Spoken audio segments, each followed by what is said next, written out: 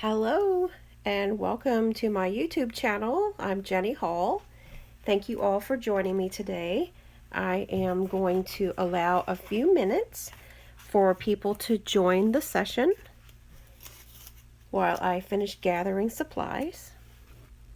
Today I'm going to be creating a project that is using Colorful Seasons stamp set and seasonal layers thinlits dies.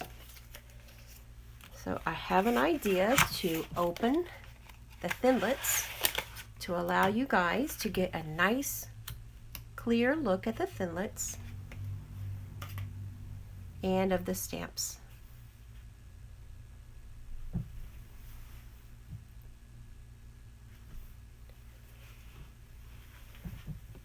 So please come in and wait for just a moment for the audience to gather, about 30 more seconds.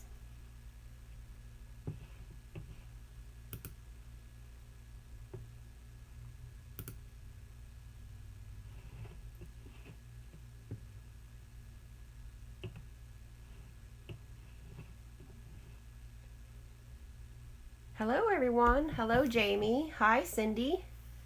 Hi Ina. It's good to have some of you back with me again this time.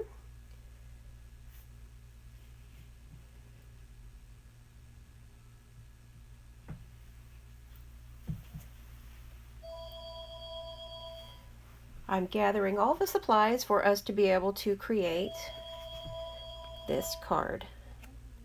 This is going to be an easy card project.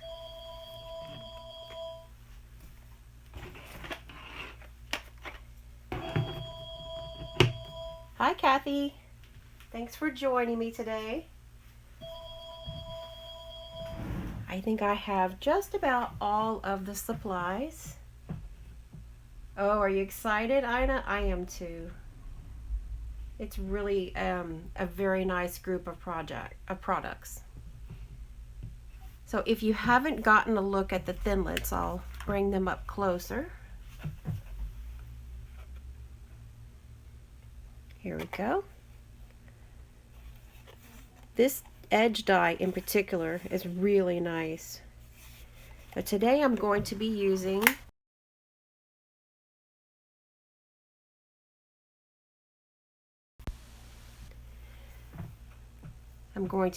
this branch die here. Oh, this is your first live chat, Jamie? That's exciting. So here is the branch, and as you can see, it comes off in a pretty good size, and I actually have trimmed it down on this project here. Hi Karen, good to have you here. I'm glad you could make it this time. I'm excited to get to see you here. Okay, so I think we're going to get started now. I'm actually going to be cutting the paper as well. I have this project on my blog right now. It's not the current blog post for today, but everything is listed on my blog. Hi Diana, yay! Big shout out to Diana. Diana is my newest team member and she is on the West Coast, and I'm so excited to have her join me on my team. My team is called Art of Imagination. So it's a very creative name, and we're a creative bunch of crafters. So yay, Diana, yay!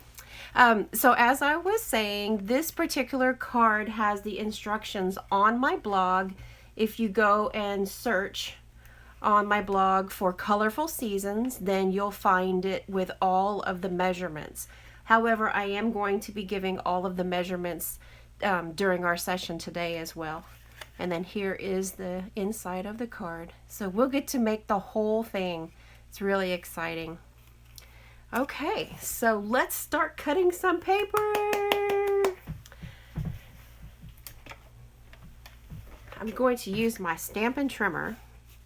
Does anyone use a different trimmer other than the Stampin' trimmer?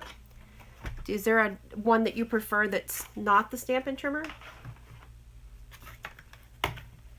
And I'll show you why I like the Stampin' Up! Trimmer so much. I had a different paper trimmer years ago, and way before I was a demonstrator, and I wasn't able to get as good of a cut. And this is a paper trimmer, just in case you're not familiar with it, but this is a paper trimmer that does cutting and scoring all in the same place. So, oh, you like the Martha Stewart one, Carol? I have a lot of Martha's products, and I love Martha. I think she has, she stands for quality, and I think that's a really, it's important. And that's one thing I like about Stampin's products, and in particular, this trimmer. I like it. So I'm going to make two cards today, actually, because I am in need of two cards. This is my current thank you card for this month to people who have placed orders with me. Then I send them this exact card. I duplicate it for every order. Oh, you're thinking about it, Jamie? Well, the Stampin' Up! Trimmer is not too expensive, and they do sell the blades so that you can, you know, keep your card cut. Your cardstock can be cut to, you know, it won't get all crummy. I really like it. Okay, this is Early Espresso cardstock, and I'm going to make two card bases that are 4 1/4 by 11 inches. So to do that, and please forgive me, everybody, if I'm going to go a little bit too basic, but I want to be able to make sure that people that have not crafted before can understand why it is I go through the motions that I go through, because I do get phone calls and emails about why do I do this and why do I make the extra steps to do something else. And this will give a little explanation why. We want to help everybody out. So I'm using my cardstock to cut this direction, and I'm going to bring the edge to the 4 1/4 mark, and then I'll cut the paper. So I now have two card bases that I can use.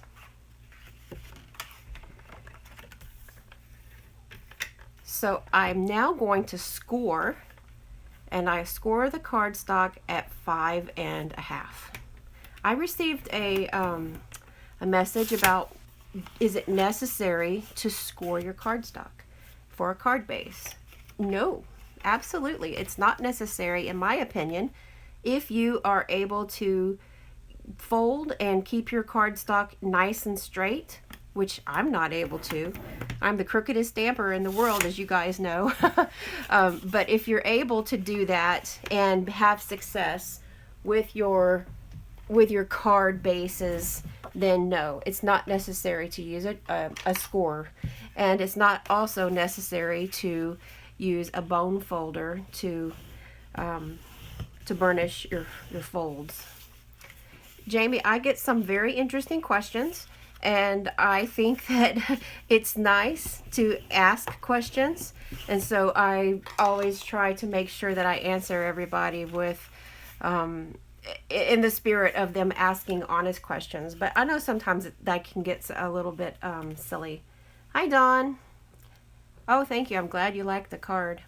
So now that we have our card base, then the next step in the ladder is going to be making,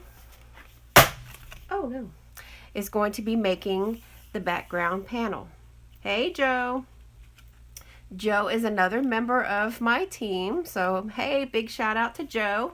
Hi, Ina. I'm glad you like the trimmer too. I like to make sure that I've got a good balance on this piece here. I'm sorry if my brain's a little jumpy. I'm trying to read the comments and respond and trying to keep my brain on track at the same time. So it doesn't always work. My brain multitasks on a very slow speed. Okay, so I'm going to cut the panels to be dry embossed here at all. Okay. Trimmer again. And I'm going to cut these two panels 1/4 of an inch smaller than the card base. So our card base is a standard US card size card base at 4 1/4 by 5 1/2. I want it to be smaller to where I can still use the card base as a color accent. So I'm going to cut my panel 1/4 inch smaller. So I'll go over to the 4-inch mark and cut. And then I'm going to go to where the height is, and it'll be 5 1/4. Hi, Brenda. And since I'm making 2 cards, I'm doing double on everything. Hi, Cindy. Thank you. I try to use slow speaking voice because not everybody can understand what I'm saying, or some people that are hearing impaired, it helps them to be able to read the closed captions if the closed captions can actually understand my voice. So that's the reason that I speak so slowly in my videos. I don't always speak slowly. You can ask my kids.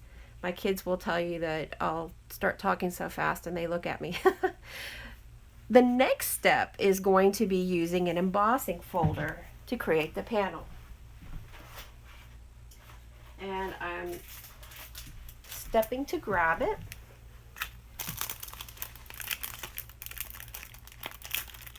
Yes, Karen, I feel that. It's definitely something that I make a concerted effort to slow down my words, and it actually helps me to gather my thoughts as I speak if I use a slower speaking voice. So if you have not tried the brick wall embossing folder, it is really versatile. So we're going to show one way to use it today. You could go in this direction. I hope you can see it nicely through the camera. Or more traditionally down in this direction. So I'm going to place my regular Whisper White cardstock that I just cut into the embossing folder. All right, here we are. The one thing that I'm conscious of whenever I use a directional embossing folder is, does my paper look a little wonky inside the folder? And one thing is, you have some natural guidelines in this particular embossing folder, so use them to your advantage. Use this edge line at the bottom, or use the actual bricks that are cut into the embossing folder to see if your card stock is straight or if it's crooked. If you were to cut it or emboss it crooked, it would still go through the machine. However, if you can see here, this will be a tilted garden wall, and that's not what I'm going for, although I have no problem with a tilted garden wall. Wonky is your favorite word, Brenda? I like wonky too. All right, I'm going to run this through my embossing, in the embossing folder, through my Big Shot machine. And I thought about putting the Big Shot process on camera, but this card is going to take a while with the stamping and the die cuts. So I'm going to use my Big Shot off camera.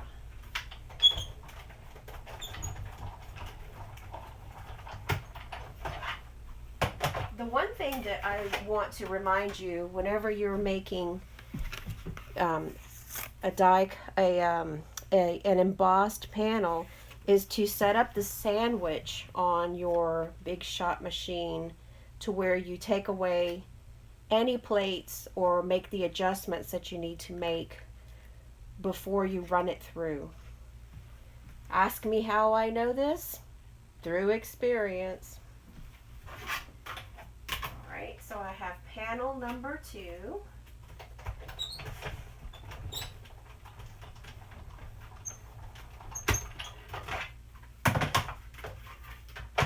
Do you guys ever make a card or a couple of cards at the same time? Do you find that it saves you some time if you do double the work and do double duty? I would love to hear how you guys like to work. So I'm going to put this away.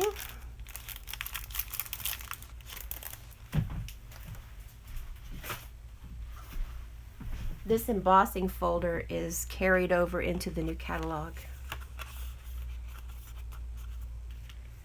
Okay, so it looks like yes, you guys do definitely.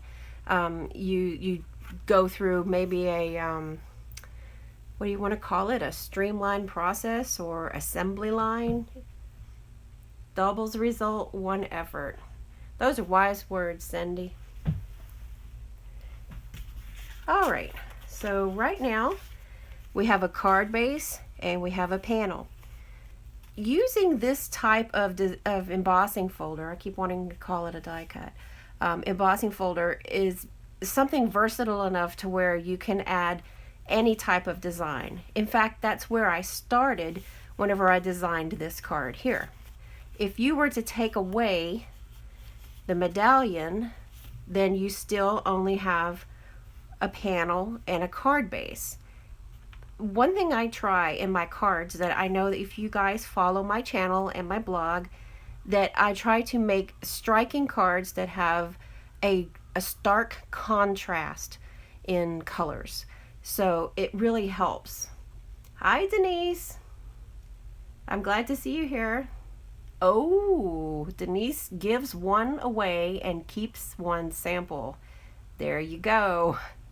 That's good thinking. That's good planning, Denise. That is a really good tip.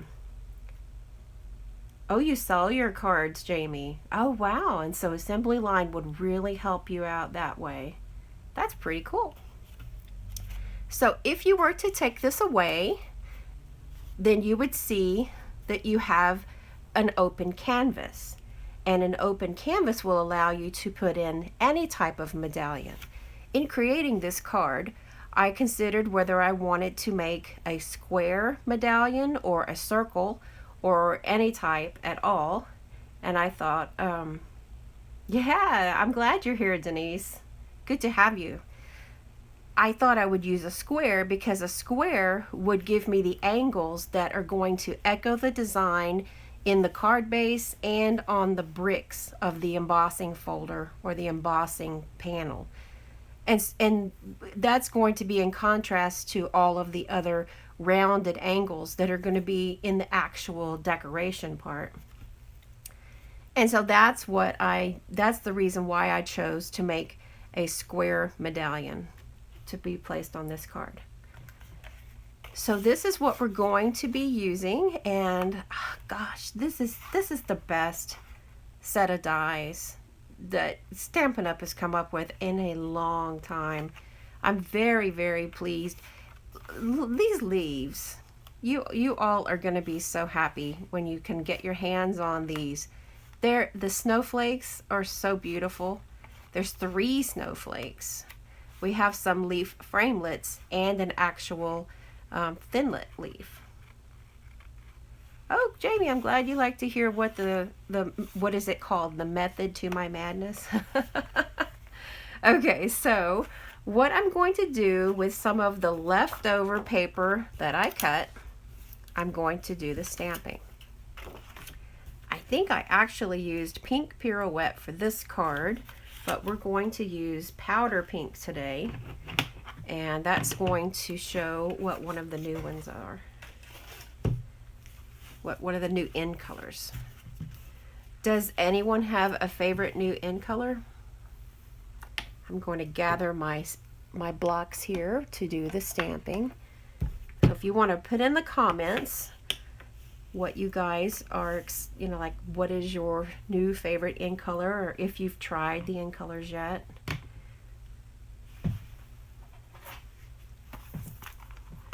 Okay, I'm going to stamp the flowers first.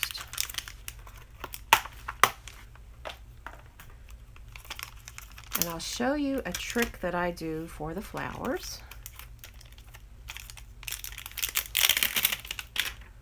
I'm going to use a D size block. I keep a couple of these paper pumpkin smaller acrylic blocks on hand because they are they're definitely less expensive than one of the bigger blocks, but they have their disadvantages as well. As you can see, it's only half of the thickness, and there is less room to be able to hold on to it. There's not a groove, which I really like. But one thing I do like about these acrylic paper pumpkin blocks is that I find that the acrylic is not distorted. And I'll show you what it is that I'm talking about with distortion. If I place a stamp, let's use this. If I place a stamp on my block and then go to stamp it onto paper, I'm looking through this thickness of acrylic, plastic, or whatever you want to call it, and I'm able to see down into the paper and line things up easier than if I were to use, let's use, just as an example, let's grab this beautiful leaf. I know that it's also see-through, and I hope you guys can understand exactly what it is that I'm trying to explain. But to me, my eyes can see something different. With there being a thicker block and then there's this beveled edge, my eye sees things. There's I guess it's the depth perception. There's less depth on this little thin block than there is on the thicker one, and I can place things better on my paper with this little thin block than I can with a thick block. Has anyone experienced anything like that before? I'd be interested to find out. The square scallop die, Diana, is, I'll show you those when we get to it. It's a set of layering squares.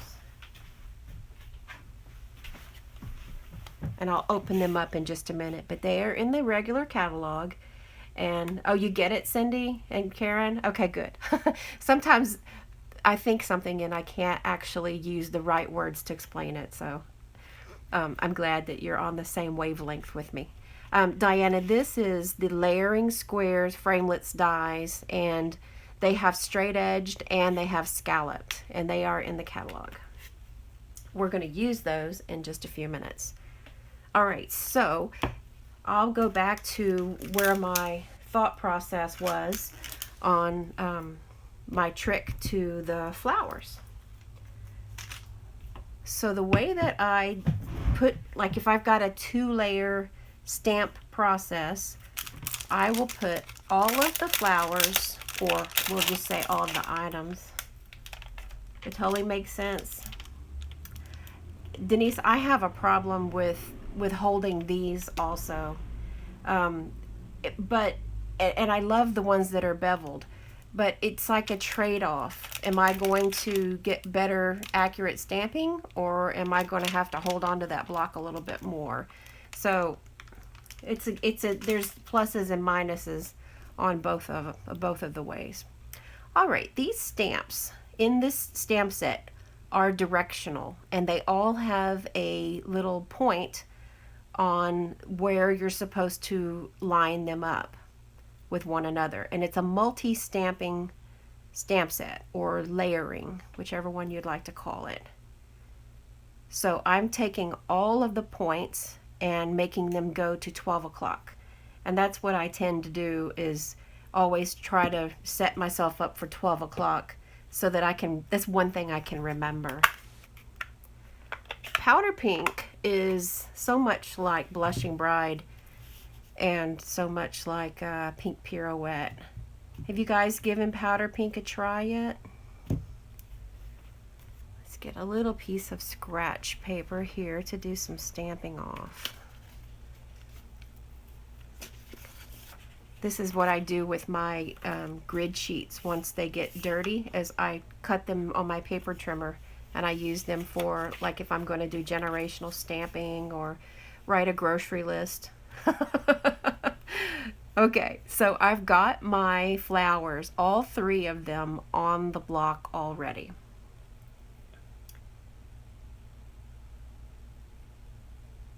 Packing tape on the block. Okay, there you go. I like that idea, Karen. All right, so I've got powder pink. I'm going to stamp off once, and then I'll bring it over and make sure the 12 o'clock is going straight up. And I have a second generation. I'm glad you liked that tip, Karen. I don't throw anything away unless I know there's no good use for it. So I'm going to do this a couple of times so that I have enough flowers, and also since I'm making more than one card. So I'm going to bring the 12 o'clock and make sure that it's pointing up. There we go. And let's see, 1, 2, 3, 4. I think I want 6 flowers for each card. I might not use them all, but it's going to give me a good number. So what I'll do is I'll start over here.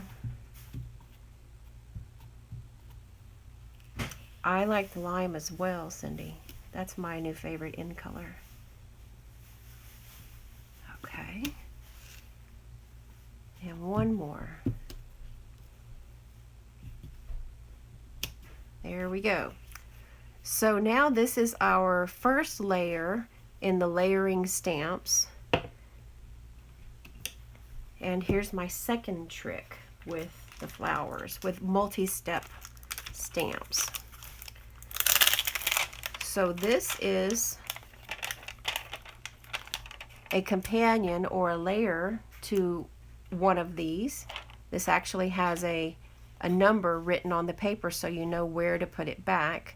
And it also has the little point, if you can see the little point. So we're going to place this on the paper with the little point going to 12 o'clock. So here's another one of them. We're going to go to 12 o'clock. And the last that goes to 12 o'clock. So now it's up to me to figure out exactly which one of these stamps is going to match which one of the flowers. We know that we have the 12 o'clock point, so that's going to help you to know which direction to turn your stamp. And there's a center piece, a little point, center point. All right. This one's going to go here because I know that it's going to be 12 o'clock on the point, and this is the same rotation of the flower.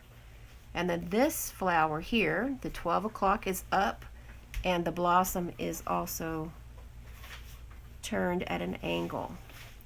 So instead of taking my block with a stamp on it and trying to get it to the right place, which some people can use a MISTI and line everything up with a MISTI, I use my regular block, put the stamps directly where they're going to need to go, and then put down my block and pick them up. And now all 3 are going to stamp down at exactly the same time. This will be a first generation that brings the details onto the stamp. So I'm going to put it in here, lining up those little center dots. And there is the detail for that set of flowers so that you can see it. That is the easiest way that I have found to be able to get everything lined up. And you're stamping more at the same time as well. So I'm lining up those centers. And even if they're not lined up exactly, like this one was off a little bit, that's me being a crooked stamper. It still is enough detail to be able to see. There we go.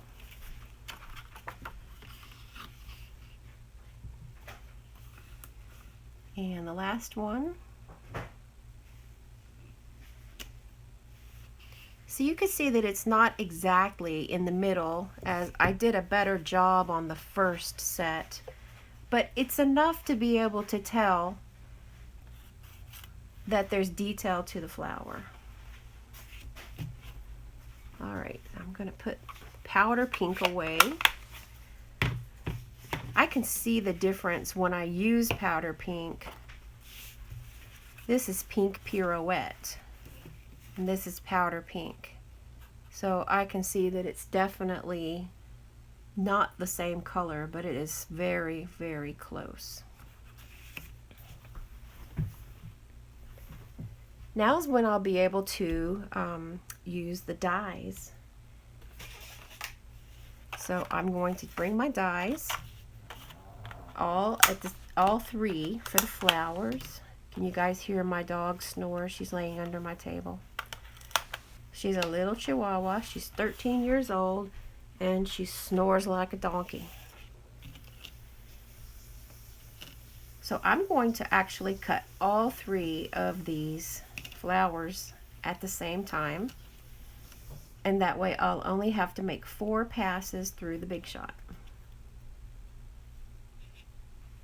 This one is a little tiny bit more tricky, but I'm not sure that you can see, maybe on dark you can see it, that this one leaf has just like a little indentation in the petal.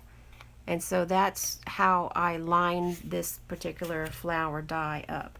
I find the flower that has the little indentation.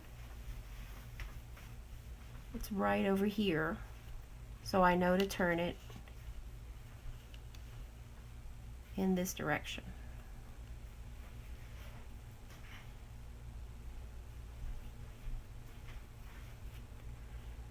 Yes, Cindy, it is. The little dogs. Okay. So this is able to go through. I think I got that wrong. This doesn't quite look right. There we go. I think this is the right one to get success. Success! So now as I step over to my Big Shot, I'm putting the thin die adapter plate back into place that I had to take away whenever I did my embossing folder. And I'm going to run these dies through the Big Shot.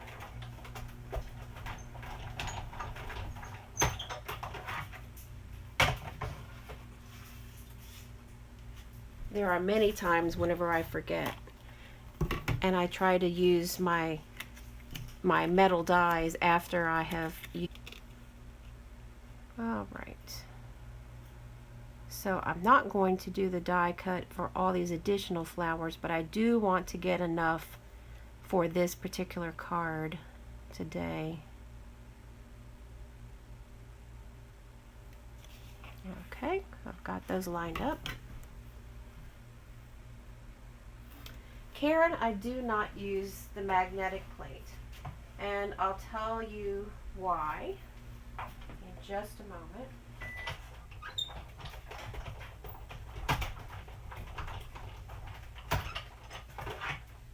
I have had a couple of people tell me that the magnetic plate was not something that would work really well for thin dies, and I've had a couple of people tell me the opposite opinion, and I've gotten so many different opinions that I wanted to wait for myself and see if I thought that the base plate would work well without having to have the magnetic plate.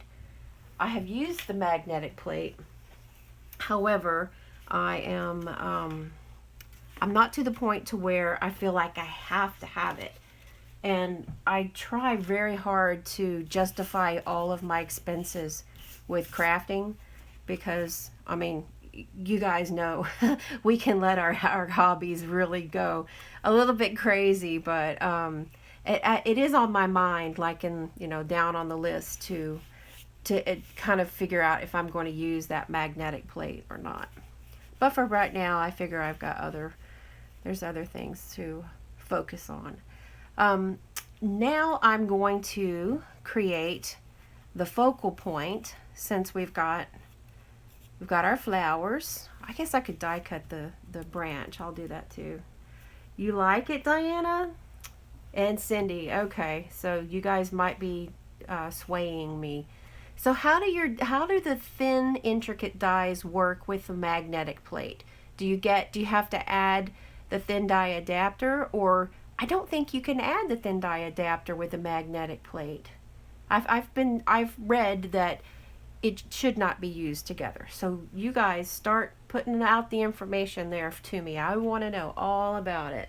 You're going to influence my choice whether I use it or not today. Branch. Here we go.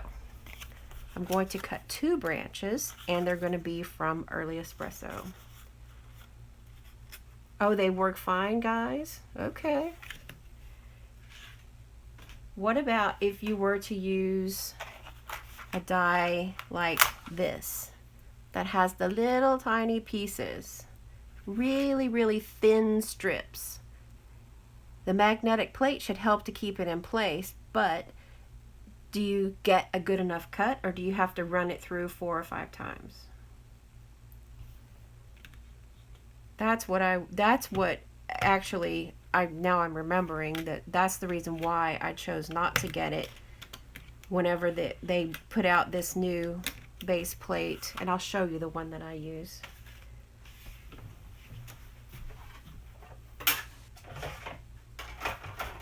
This is the one that came out last year, and it's the regular platform, and it has the thin die adapter, and there are no folders to flip it through. You run it through twice, Cindy? I find myself running things through 2 and 3 times sometimes, just because I want to make sure I get a really good cut. My shoulder does not be happy about it, but that's okay. So this is the one that I use, is the one that that came out last year. This is a different size than what you get with the magnetic base plate or the standard or extended base plate that you're able to flip up the folders. They said this will cut the dies better. So I don't know, I might just go get one of those magnetic plates. Put it on my next order. Thank you all for your information.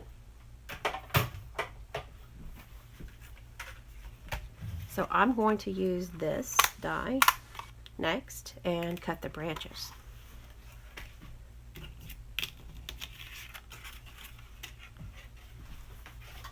This would be considered an intricate die because the branches are really thin.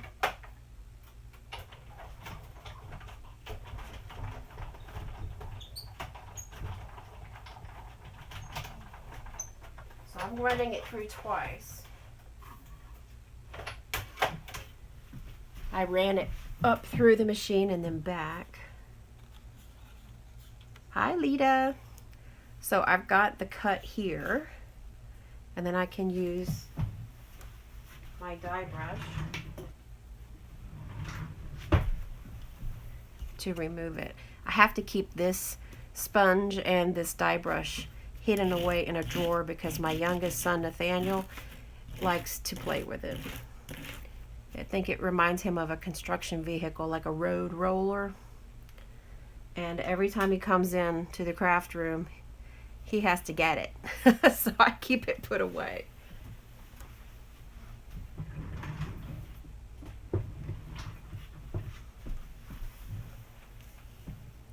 All right, so now we have our flowers and we have our branch.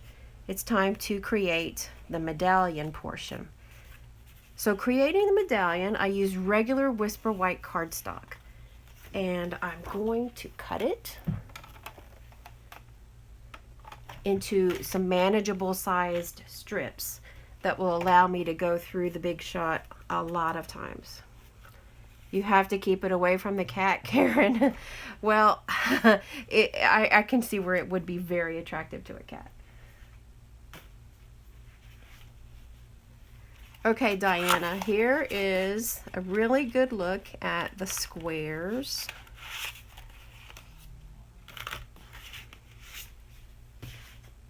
And I use these layering squares, layering ovals.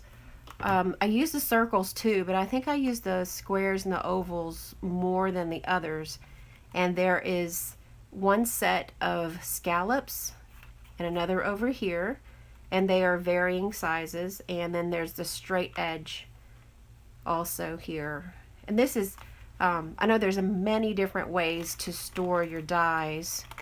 And this is a paper on one side, and it's a magnet on this side.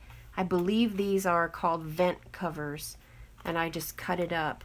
Actually, sometimes when I get a die in the mail in a Stampin' Up! Order, then I ask my husband to put them all on magnet sheets. And it's something I can do to get him involved, and it's a really big help to me. So here is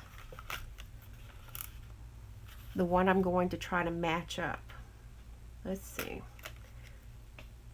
It looks to me like this is a perfect fit. So this is the one I used, and it cuts along the inside edge. So this is going to be the size that I'm going to cut. And then I need the straight edge size that's going to fit perfectly in between.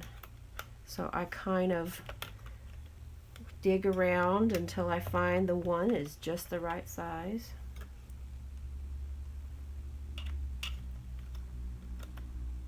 Oh, Karen, do you? You get the ovals mixed up? Let me show you a trick. Here are my stitched shapes, and I had a very hard time with keeping them straightened out. So I took some baker's twine and I put them all in their own little neat little tidy bow. And you know what? This has really made a big difference. They're all together. So if I want to make a project with a square, I grab the squares or I grab the circles and I just tie the bow right back in place. And we all have that baker's twine laying around. Does anybody get the paper pumpkin? Did you see the paper pumpkin for this month yet? I'll get that back in there.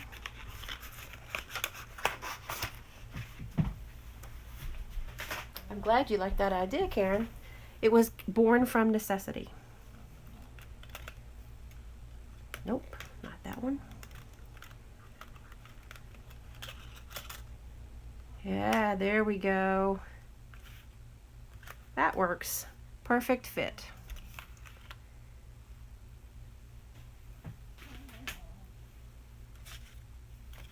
So what I'm going to do is I'm going to create 2 full-sized scallops without using this little piece to cut away. And then I'm going to use that as a backing for the frame, and this piece is going to do the cutting away of the scallop. If I put them together in the big shot, then it's going to only cut a frame piece. Of course, it's going to cut the little square away for the inside, and you can do whatever you like. You can discard it, or you can put it to the side for use in another project. I do that often a lot. So first off, I'm going to make 2 scallops. Well, if I were making just one project, then I'm going to make 1. So I'm going to cut my cardstock to where I can more easily manage being able to put it through the machine. And I'm measuring, and I can see that 3 inches is going to give me a good amount of space extra. All right, here's a 3, and there's a 3.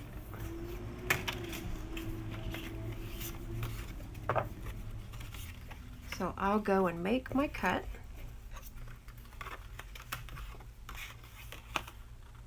And this is actually going to go on the bottom of the frames.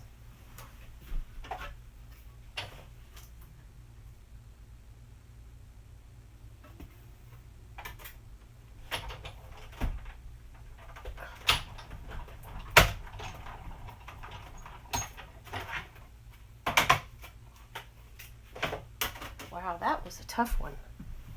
That die did not want to go. All right, this is going to be the bottom piece in my frame. So I can now take this and put it together with the other one, and each time I cut the unit, it's going to cut out the inside as well, and I'll be left with just the frame piece. And then once I have enough frame pieces, I will glue them together, stack them up, and that's how you get that shadow effect, because it's actually a piece of dimension. Has anyone used this type of technique before?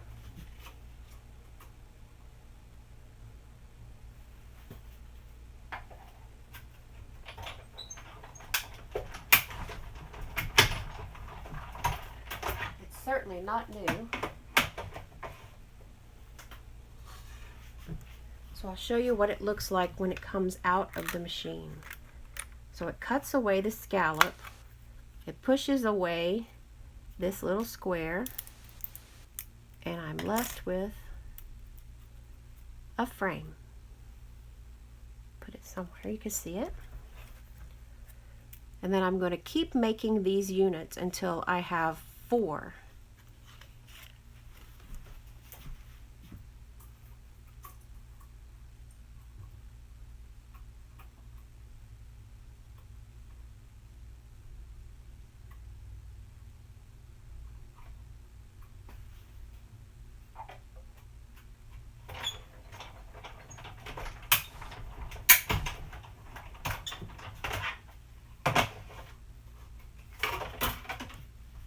Here's another.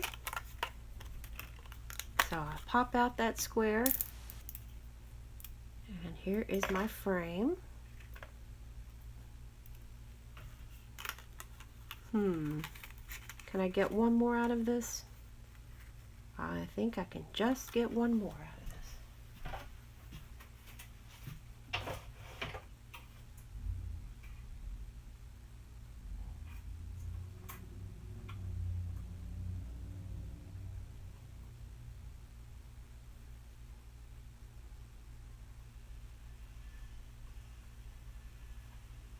I'm still here. I'm getting the squares lined back up on my machine.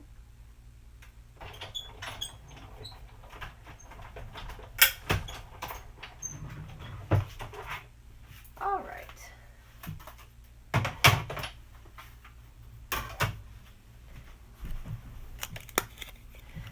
So here's the last pop out, and here is the last frame. If I had 4 of these die cut, then I would be able to put 4 of them together. But I don't want to take too much time die cutting today, because you guys only have so much patience and you're doing fantastically, that I want to move on with the project for you. Oh, good. I'm glad you like that, Karen.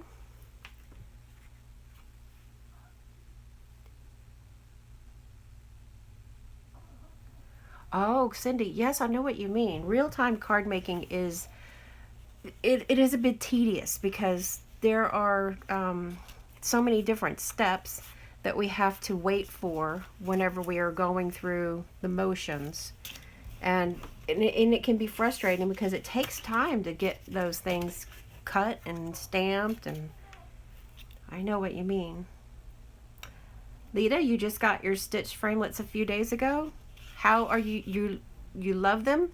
How have you been using them? I would be interested to hear.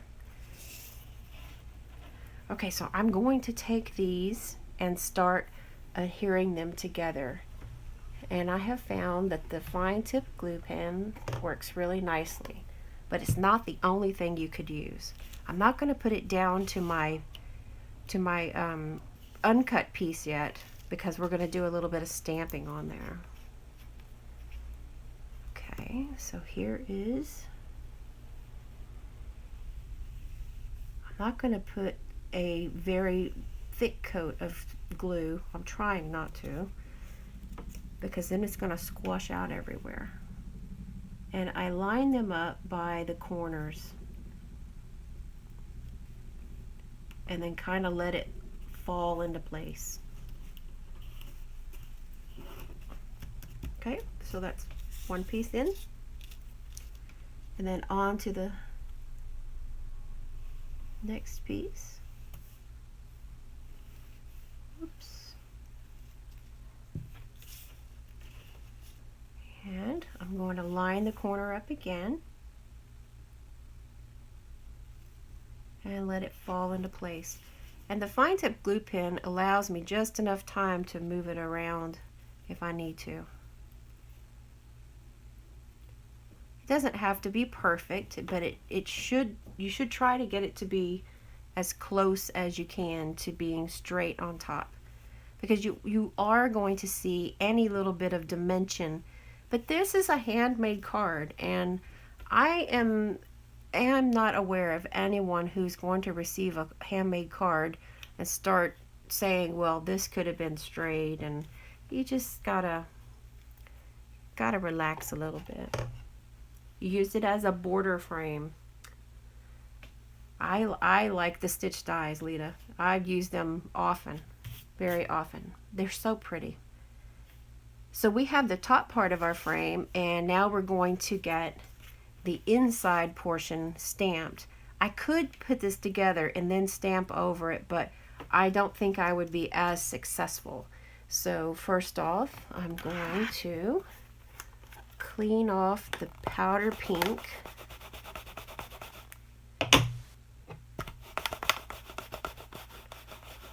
I always use my Stampin' scrub.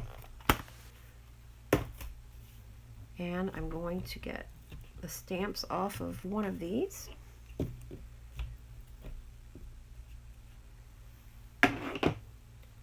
So to do the stamping of the branch, can you see underneath that I did it a little bit lighter?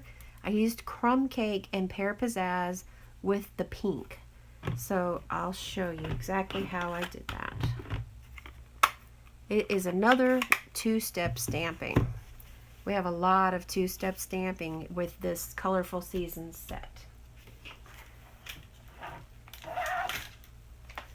All right, let me find the branch. And the one we're looking for is here. It's this branch. So I'm going to use this one actually on the thicker block because I don't have to use my eyes as much. And the companion piece that goes to it, you can see here that it has flowers and leaf outline, and it will tell you number 1 and number 2. I'm not sure if it has an arrow on these. I don't believe it does. And that's going to go on this block. So as a two-step stamping process, we're going to use the first one, and I'm going with crumb cake. I'll put it on to where I want the end of the branches to go out around this area. So I want to stamp about 3/4 of the way in, and I'm using my grid paper to line up and get a nice straight image. So there's the base part. I'm finished with crumb cake now, and I'll be moving on to the flowers and the leaves, and I can do that together on the same stamp. I got pear pizzazz for the leaves, and we're back with some more powder pink. These are on one stamp, so I think it's a little bit more time effective and just good for the streamlined process if you stamp the flowers and the leaves at the same time. Pardon me. So I'm going to ink up just the flowers by holding the stamp away from the ink pad, and I only have the pink loaded on, and then I'll bring the green and do the same thing to where I'm only inking up the leaves. So now I have two colors on one stamp, and then I'll need to line that up strategically so that the holes and the flowers and the leaves are going to line up. This took me a couple of times whenever I tried this for the first time. So if you are going to be getting colorful seasons, I suggest that you please do a little bit of playing around before you commit yourself down to a full panel of cardstock. Not that we don't all have plenty of cardstock. So this first indentation in the branch is for the second flower. If you can see the second flower there, lined up in that little indentation, and then you've got the leaves that are going to be on the ends of the branches, then that will give you success in your placement. Put it all together and stamp down. And I like how they created this. It's a nice little image. I would like the bird from Best Birds on the little branch. I wouldn't be surprised if we see that bird and these branches around sometime soon.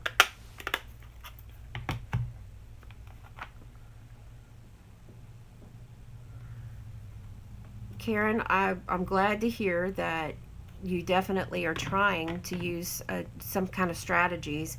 And there's a lot of times when I have to try something 3 and 4 times before I finally feel comfortable saying, okay, now I can get it to work. Now what I'm thinking in my brain actually makes my hand do what I'd like it to do. You guys, I should put together a video of my card fails, because I have so many cards that I have made that were flops.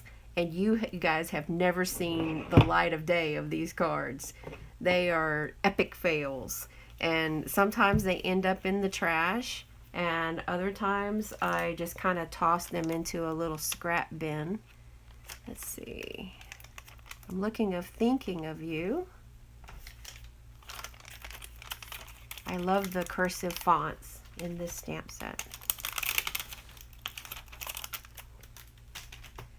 Oh, I could show you some Lulus. Did I tell you guys last time about the chicken card that I created? And what I did was I stamped gold embossed chickens from Hey Chick onto chocolate chip cardstock, thinking that the rich chocolate chip cardstock color would go nicely with gold because it is a good pairing. But golden chickens just didn't really work out for me. It didn't do very well at all. Sometimes I can save a card project, but other times I just have to put it up to being a learning experience. So this is Early Espresso ink, and it's the same color as the die cut branch and the card base. So I'm tying together all of these elements. This is going to be the stamping, the cardstock accent, and the actual card base that is the same color. That is one of the things, that is probably the number one thing I like the best about Stampin' Up! Is the quality and the fact that everything's color coordinated. It makes creating so much easier.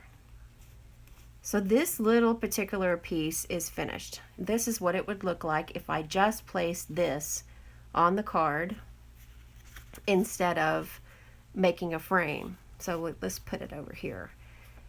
And that would be okay. That would be nice, but it doesn't give a little bit of that particular depth. So as you can see that by creating a frame, you have a shadow that's going to come naturally out. and bring in the echo shadow lines of the embossing folder. There's a lot of things that I give thought to whenever I make a card, and I know you guys do too. And sometimes it's just the design. It's bringing the design elements together just in the rudest and most basic form that they will just look right together. So when in doubt, always just go with your eye. Don't go second guessing yourself. Go with your eye. I'm using some more of this glue. I love this glue, but I don't like putting the little pin back in place because I can't see to do it sometimes. So this is going to go directly over. And I'm lining up the corner just as before.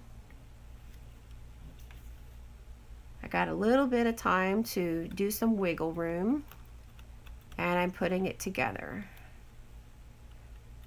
With the fine tip glue pen, sometimes giving it a little extra pressure is actually going to get you more success. So don't give up when the fine tip glue pen doesn't hold in place. It just needs a little extra time. It needs a little extra love and understanding, and then it'll work nicely for you. There we go. So now we have a medallion. So let's start putting some of these pieces together. I'm going to use some dimensionals. Is there anybody watching that does not have their copy of the new catalog yet?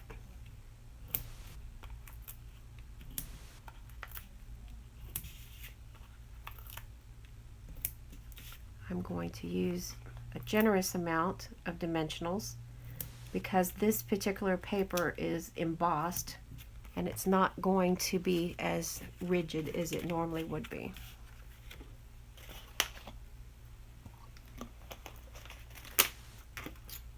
All right, so the dimensionals are going to help keep this piece of paper in place. Anyone who is a beginner card maker will know that it can be a little overwhelming with all of the different product possibilities that there are. Oh, Karen, yours is all marked up. I don't want to spoil the surprise for anyone who has not gotten the new catalog. So I'm trying to be very careful. Yours is also, Cindy? Well, if you guys are up for it, I will talk a little bit about the new catalog. Okay, now that we have this in place, it's also a good idea whenever you have an embossed piece of cardstock to put a panel of the same color behind it and then go up by 1/8 of an inch. And so that will give you a really firm, knowing that it's going to stay in place panel. That's what I usually do. However, for this particular project, I just didn't do it, and I'm not sure why, but I want to duplicate the way I did this. So that's why I'm not adding that extra piece of cardstock, but normally I would add that extra piece of cardstock. Okay, so this piece is also raised on dimensionals, if you can, not sure you can see it. But as I was saying, that I've got if you're new to card making, then there is a lot of possibilities out there for adhesives and for foam dimensionals. There's the big question as to, do you use foam dimensionals? Do you not? Hi, Helen. Oh, you've got a large order. Yeah, well, one way that you can get, if you're not already a demonstrator, as Diana can explain, Diana is on my team and she's watching today, that if you join, you can get new products that are listed on the pre-order in your starter kit. So it's something to think about. You can talk to your demonstrator about if you want to join as a hobby demonstrator, then you can get access to the some of the new items that are on pre-order. You're on pins and needles? Oh, well, if you have the thick, very vanilla, then that means that you got the Eastern Palace bundle, Karen. How are you liking Eastern Palace? So here is our medallion in place, and now we're going to put the branch over this little stamped branch. To see, this stamped branch is used just to give us that look, to draw our eye in further to the card. So we see this branch, but when we pair it with another that's larger and more close to the eye, then it gives that illusion of having our eye somewhere to travel to. So our brain is in want of needing to go to, oh, I see, this is deep, this is depth. And there's something appealing in our brain whenever we create depth. Eastern Palace is great, Cindy. I like it too. I started making more videos, and then I felt I was making too many with Eastern Palace, and so I used other products, and now I'm itching to go back to Eastern Palace. And it's the fact that if you order Eastern Palace, you get those new colors, those new in-color stamp sets. That makes it all worthwhile. Denise, I put 3 on top of the square, but I would put 4. This card that I made before, it has 4 stacked on top of the frame, on top of the base, which would give a total layer of 5. So it would be the actual scallop without being cut away, pardon me, and then 4 stacked on top of that. You can see, hopefully, you can see the difference of just that one extra layer. It's not, this one is just -1 layer from here. I can see the difference because it creates more shadow inside the actual frame portion. That's what I see. But everyone's eyes see something a little different. This branch is going to go with some more liquid glue, and I'm going to find it a nice place to sit before I start gluing down. Now, the way that I got the branches, this is the way it's cut from the framelit, but I turned it. Karen, yes, you can. You can use the foam adhesive strips for putting these together, the frame. They will not work for the branch if you're referring to the branch, because the branch is way too skinny, and anything is going to show that if we were to raise it up. I tried it. So it's funny that you would mention that. I did try the foam on the branch, but it kind of needs to just be glued down, unless you were to get a tiny strip just here at the thickest part, and I'm not sure that it would support any of that. So here's the way that it's cut in the framelit, and I flipped it over this direction so that I can have a branch that's going upward and a branch going downward, and that's going to give me even more dimension. And it allows for the flowers to come down on the card instead of to be going up and masking off the words that I put on there. So I'm going to give it a good placement first, and then I will glue it down. So this branch is going to allow one of these flowers to kind of come out of the frame, and that I like that idea. So I can see that I need to put a spot of glue here and here. Come on, glue. And a spot here, and another spot over here. And I got some bubbling on that fine tip glue pen. So if I can let this sit for just a minute to let that glue work. I know I used a little bit too much of it, but it's okay. I'll show you what I do to counteract that. And I'm going to snip this away. And I'm left with just the right size branch. And I do like the way that this has another offshoot here, because then I'm going to take advantage of that little piece there. All right. Oh no, my glue is leaking. So I'm going to use a tissue. Sometimes I find that this leaks up a little bit. There we go. And I'm going to put him back on and come back to it. Okay, so once this glue is dry, then you can use a paintbrush and some cornstarch, or you can bring your embossing buddy and kind of pounce your embossing buddy over the glue areas, and it will take away any tackiness from the glue. You can use any kind of an embossing release type of thing, and that will deactivate the sticky part. Your glue's doing it too, Karen? Okay, I see now a pattern. We'll have to leave, but you and I both will have to leave a note in the sandbox at Stampin' Up! And let them know that it's happening. That way they can, maybe it's a manufacturing flaw or something. So this is in place enough. I have 1, 2, 3, 4 points of contact for the glue. So I feel like this little branch is not going anywhere. And I've got 6 flowers I can use. So I don't have to use them all, but I want to put them where they're going to look the best. This one I definitely didn't put the framelit in the right place. So I've got part of a stamp in there. And I'm going to use dimensionals on some of these. So it looks like what I've done on the first card is I've taken one of these flowers that are the large flower and cut it in half.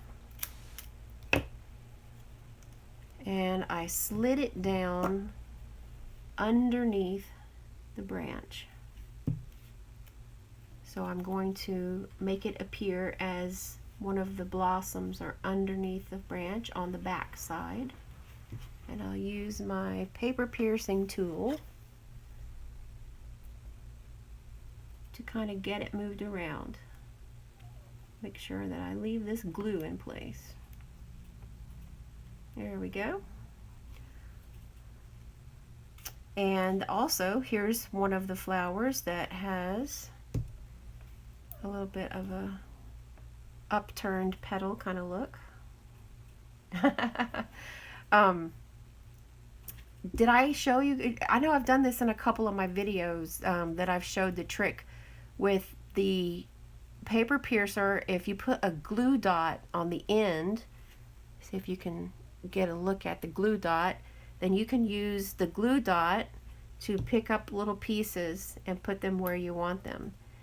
The glue kind of, as you keep it away from the paper, the release paper, it kind of dries out and it's not as tacky, and that way you can pick things up and it releases them easy, especially on sequins. Sequins work really great this way. Okay, so I'm going to put some glue actually on the piece this time, because I want to have more points of contact, and then just get him down here. This paper piercing tool, I tell you guys, it is so much of a help. I use it for so many different things. Alright, I think that's the last I'm going to do for the glue, and then I'll use dimensionals for the rest of it. I'm trying to put the little pin piece back in, and it's not working. There we go. So using dimensionals, let's see what we've got left. Ah, here they are. I knew I had flowers. I'm going to put one of these little side pieces. I'll tell you what, I'm going to put it on the frame because that's where the point of contact is going to be, so that I can put my flower to where it covers up the edge of this little offshooted branch, and looks like this flower could be growing as part of that branch. I'm not covering it up completely, but I'm covering the edge of that, and that'll be enough to hold that in place. And then we've got another point of contact right here for the bottom of this branch. I'm going to put this flower.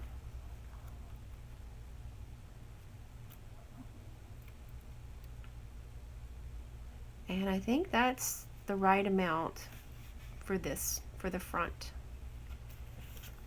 For the inside of the card, I just did some stamping. So let's check out how I did the stamping. So I'm going to set this aside. I can actually put it right here. So what do you guys think? Do you prefer the powder pink or the pink pirouette? The darker flowers or the lighter colored flowers?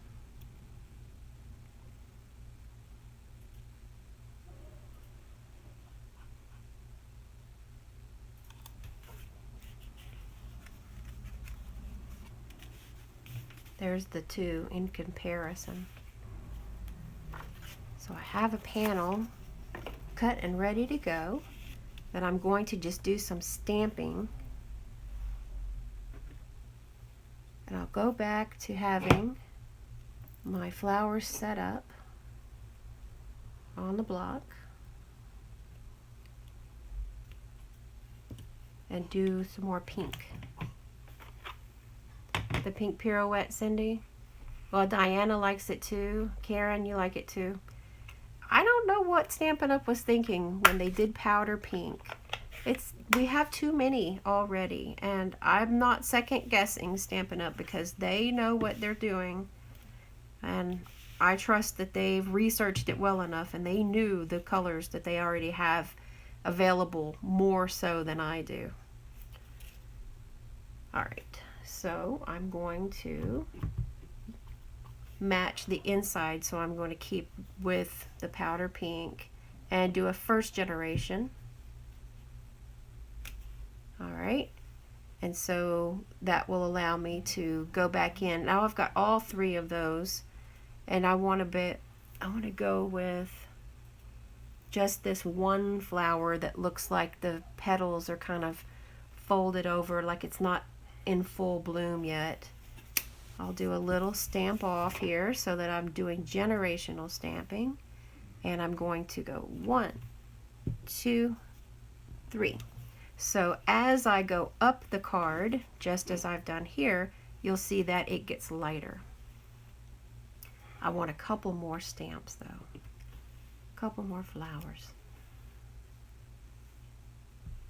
There's one. Turn it a little bit and get some variety.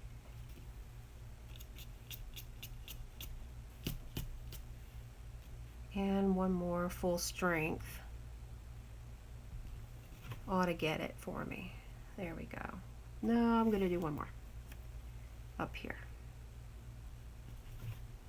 All right. So now I'm going to use the detail, but to switch things up, I'm going to make the details in crumb cake. That's the difference between the front of the card and the inside of the card, is that I did the inside just to give a more balanced look of color. I used a different color for the details. So here is crumb cake.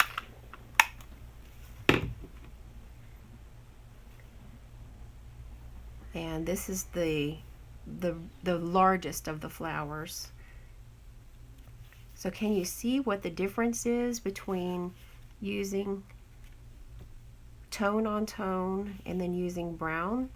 It really creates a different look.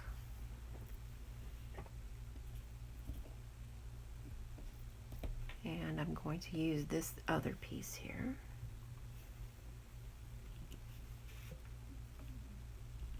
So I'm going to go second generation in the places that I did a lighter shade.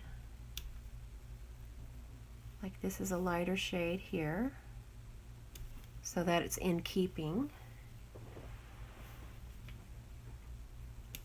Alright, and then that will take a second generation. There's one more. Looks like I got a little bit extra on that stamp. And here, and I think there's one more up here. So that gives me just enough of a variety to be able to have the inside of the card where I can still write a message, but it's not going to be plain looking.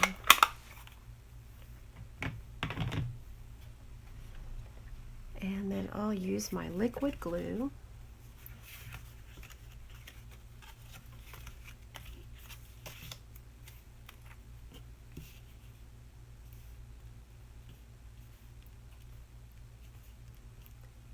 I always put it in just strategic spots. That's the way my brain works. I do that because I want to have an even coverage of glue without having the paper buckle or augment around. And the liquid glue gives me just enough time to adjust things, and I don't always really get that time or opportunity when I use snail adhesive on the inside of the card, which is why I make that difference. And this card is done. The only thing I would change about this is maybe to add a couple of sequins. If you could find a strategic place to put your sequins, then that would allow you to be able to put things in a different place, to bring the eye around. Maybe have a couple little pieces here. Some clear seed beads would look nicely too.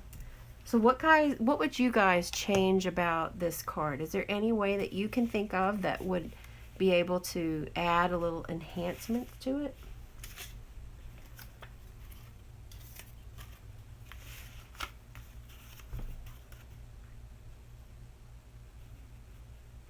Oh, you're welcome, Karen.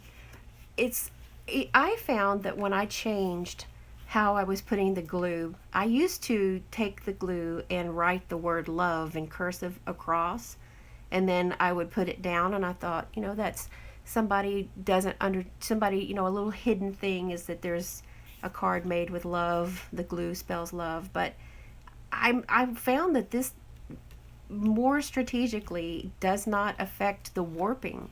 And I think most of us learned this in primary school, that if you put paper on glue, it's going to kind of ripple a little bit and it's going to change the paper.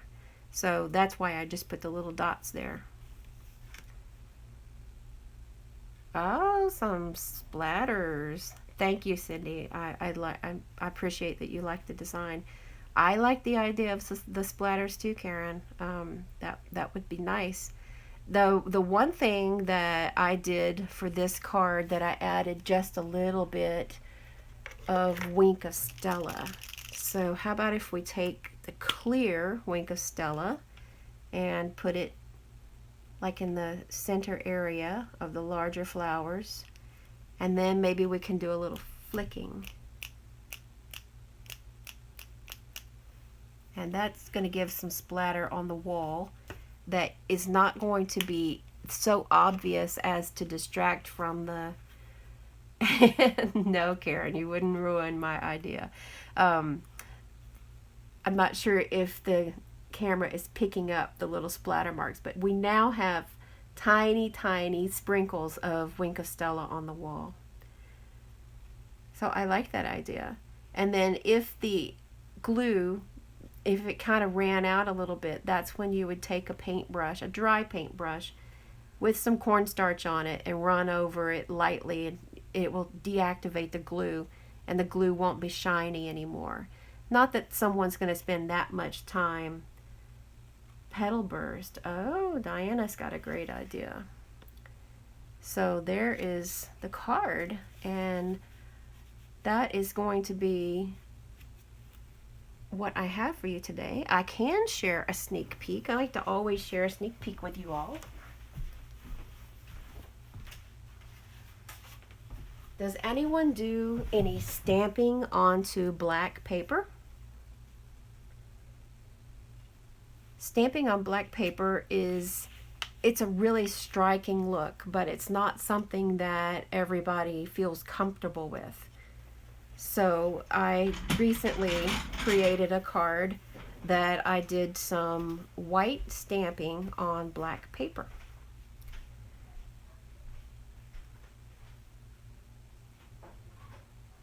Thank you, Ruth. I'm glad you liked the card.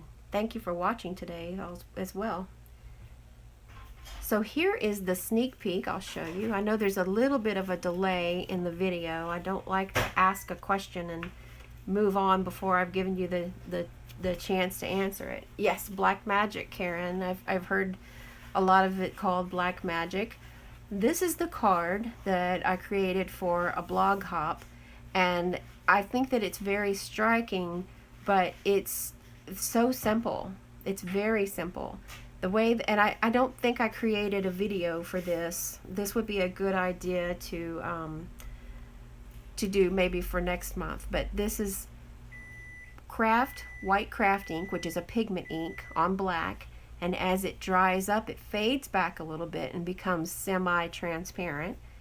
And the brighter white flowers are the same white pigment ink, but I sprinkled the embossing powder over it so that it would stick in place, and then I heat set it, so that's giving me the look of depth.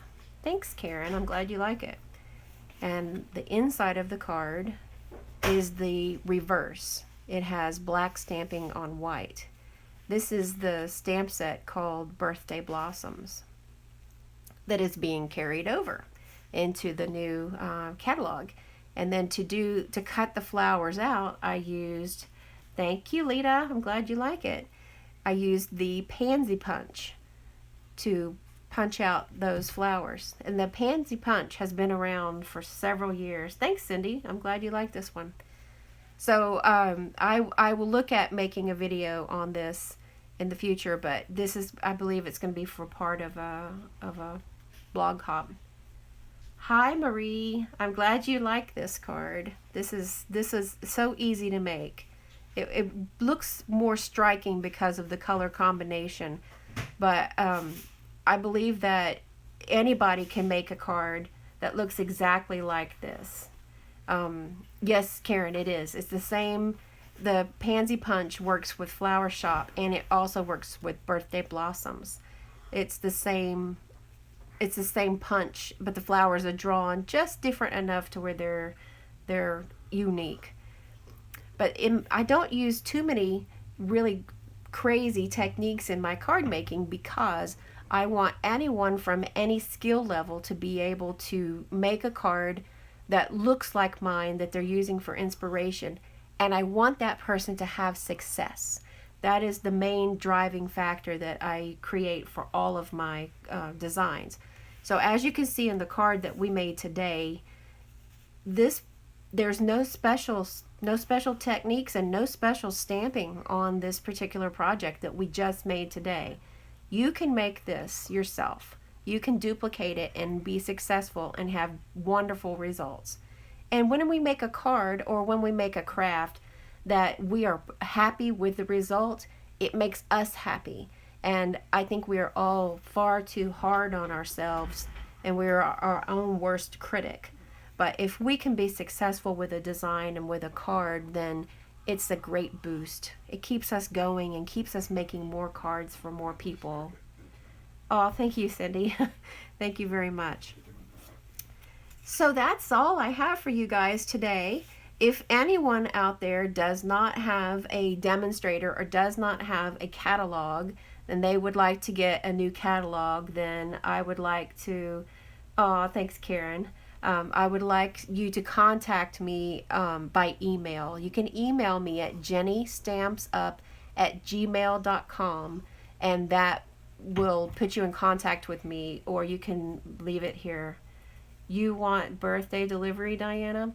Well, let me tell you a little. I'm going to keep myself on here for a few minutes. Let me tell you about birthday delivery. You guys that are demonstrators already know that it was at On Stage that we had birthday delivery. And reach across the camera. This is birthday delivery. And it was one of the biggest hits. However, there was some kind of a hiccup with the paper where I don't know if Stampin' Up! Got enough paper, but it was on the pre-order for On Stage, which the pre-order actually has a different name. It's called the Product Purchase Premiere. So if you attend one of the conventions of Stampin' Up! As a demonstrator, you have the privilege of being able to order as of that very day from a certain list of products. But if you are a demonstrator and you're not going to be at On Stage, then you need to wait until the actual pre-order starts.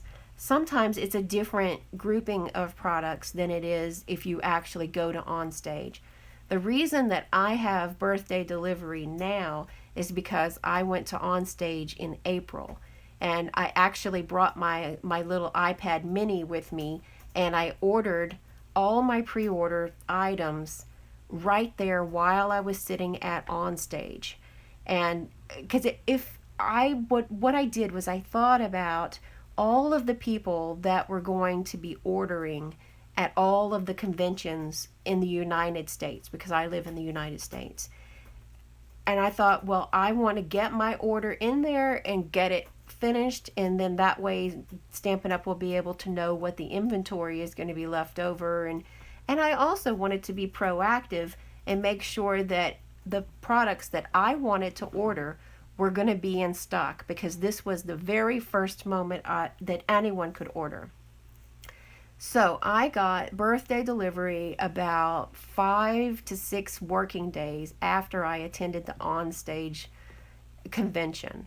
And that's why I have this particular stamp set, is because I was at On Stage. So that's just a tiny little sidebar of advice, that if you like the new products and you want to get them as early as you can, being a demonstrator and going to an on-stage event is going to be the way to go. And when you're at an on-stage event, Stampin' Up! Gives you lots of free stamp sets. They give you lots of different perks and bonuses, and if you guys that are demonstrators know, it's got to be one of your favorite reasons why that you would like to go to On Stage, even if you don't know anybody. The card that I made with, the one from this stamp set. Sure. This is the card that I made this week, and it was for Global Design Project Challenge that I made, and it looks like a oh, Marie, you're a hobby demo in the Netherlands. Oh, good. Then you would probably know my friend Yannicka. I used these square framelits to make it look like a chocolate cake. And this is the baker from the stamp set here. So it kind of looks like a chocolate cake to me. I was thinking chocolate. And I can't eat chocolate. Chocolate, I get a reaction from it. So this is the closest I could get to chocolate. And I put the little guy on the inside too. And this is another card that I created with this particular stamp set. But the paper, the designer series paper, I cut out with a framelit. The framelits match the stamp set and the paper. And this is a very simple card also. It's a cute card. It's not a striking card. It's not or what some people call a wow card, but somebody of any skill level can make this card, and they can smile and have success and feel proud about what they've made. So that's why this card is so much more simple than this card. This can get you success too, but it's just a little like another step up. So if anybody has any questions, thank you, Cindy.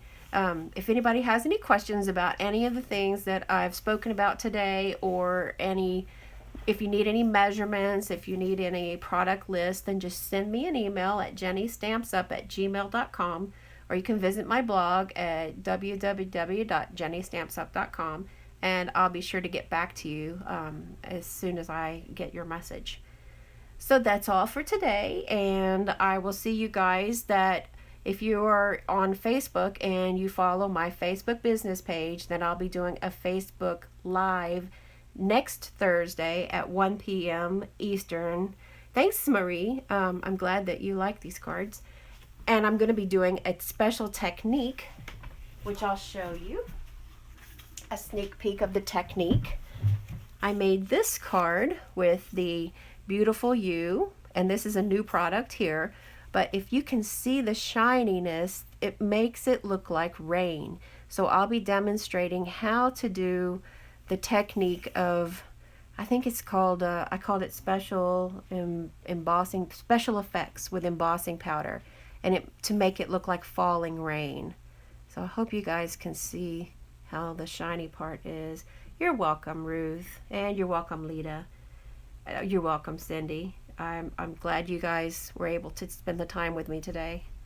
So I'm going to sign off now, and this video will be recorded and posted on YouTube if anyone is interested in watching. And if you're watching the recorded version and you would like to get in touch with me, then you can do so by contacting me by email at jennystampsup@gmail.com. Any of the items that you've seen today, if they're not available for purchase today, then they're available for purchase beginning June the 1st. And I do appreciate your support if you choose to order with me as your demonstrator. So I hope you guys have a great day, and I hope you all get some stamp time done today. Thanks. Bye.